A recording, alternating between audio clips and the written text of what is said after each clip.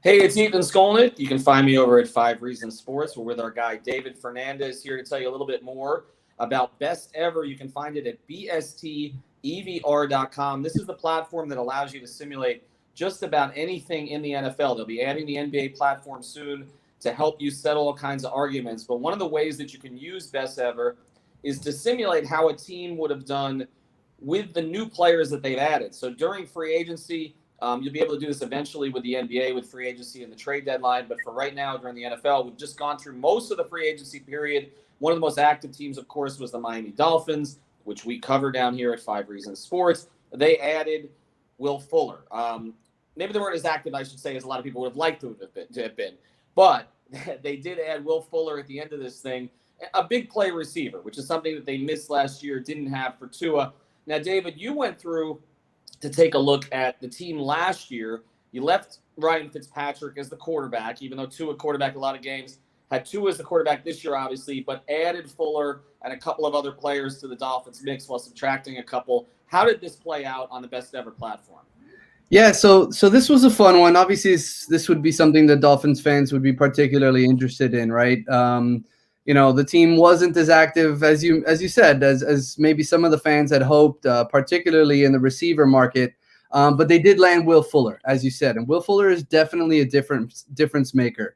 So what ended up happening with this sim, I did pair last year's squad against the team with the new additions, right? So I added onto the roster, not only Will Fuller, but also guys like Malcolm Brown and the tight end that they got from Cincinnati, Cethan Carter, and then the corner Justin Coleman, Adam Butler to the defensive line, even Robert Foster to that wide receiver group.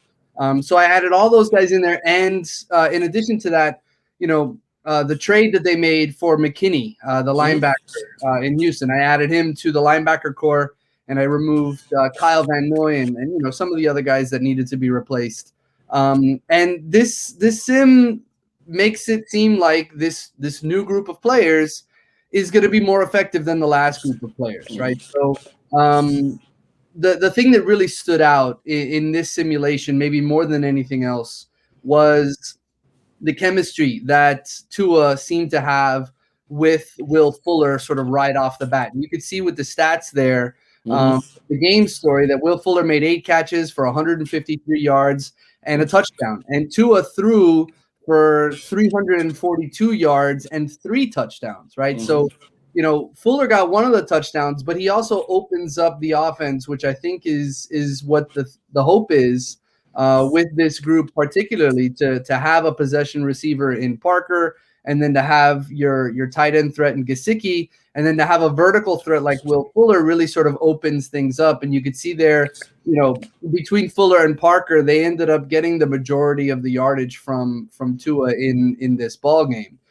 So this was a fun one, and this one really starts to show you what the potential might be. And it wasn't just Fuller that contributed to this game. Malcolm Brown, he only gained 40 yards rushing in this specific simulation because he was splitting times with Myles Gaskin and Salvan Ahmed. But particularly in the fourth quarter of this simulation, Malcolm Brown was the running back with Tua and Fuller and the offense, and he picked up 19 rushing yards in the final drive, and he also made an important catch on that drive as well in this simulation, which all led to the new Dolphins defeating last year's Dolphins 27-24 in this specific simulation. And David, I think the thing that sticks out is Tua only had a passing game of that level once all of last season. That was the game in Arizona, I guess against Kansas City too. They were trailing most of the time. So you can kind of see he didn't have a receiver like this. I mean, he had Parker, Grant dropping deep balls, all the rest of that. Now he's got a legitimate guy in Will Fuller, and you kind of get a sense of it. And again, you get a sense of what the platform can do because the simulations will run differently sometimes. But again, this is a pretty reasonable simulation. I mean, this is what they're getting Will Fuller to do. Like you said, open up the offense, make things easier for Tua. Who knows? Maybe they add a Chase or a Devontae Smith or a Waddle in the draft also, and then or a Kyle Pitts, and then he has even more weapons to play with.